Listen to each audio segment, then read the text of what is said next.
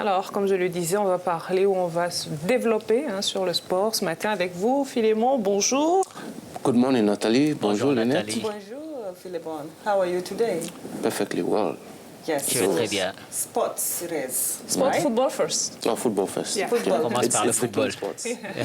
All right, C'est pour moi. thanks for being with us. Merci d'être avec nous. Nous commençons cette chronique par la compétition des meilleurs clubs d'Europe.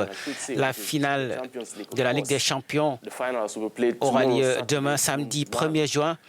Madrid accueille déjà les délégations de Tottenham et de Liverpool qui s'affrontent dans cette finale 100% anglais.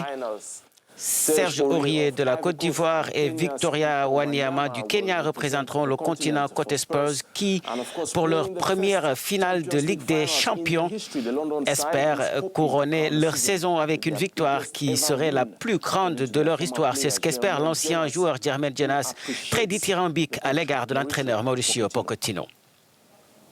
Je pense que quand on regarde ce que Tottenham et Mauricio ont réussi à faire sans recrue en 18 mois environ, aucun nouveau joueur, la situation du stade, le club était quasiment une risée lorsqu'il ne pouvait pas se déplacer dans le nouveau stade. La transition dans le nouveau stade, il y a eu beaucoup de problèmes avec beaucoup de blessures. Cela a probablement été la saison la plus difficile en tant que manager de Tottenham et pour certains joueurs également.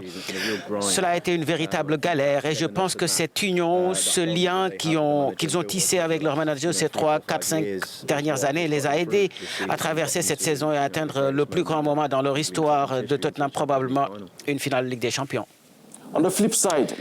Finaliste de l'année dernière, Liverpool verra 4 Africains remporter le trophée s'ils gagnent ce samedi avec Mané, Salah, Keita et Matip. L'équipe espère oublier la douloureuse défaite contre le Real Madrid l'année dernière et éviter une saison sans trophée.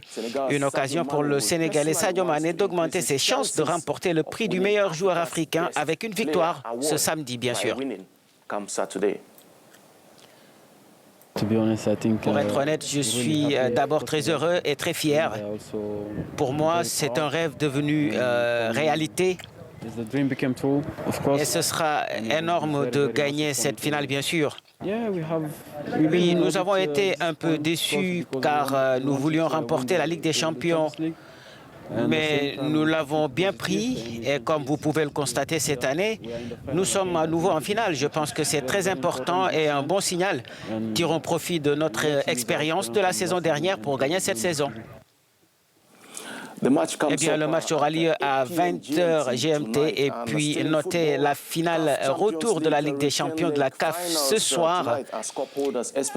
Avantage, Espérance de Tunis, détentrice du trophée après le nul 1-1 sur le terrain du Wydad Casablanca.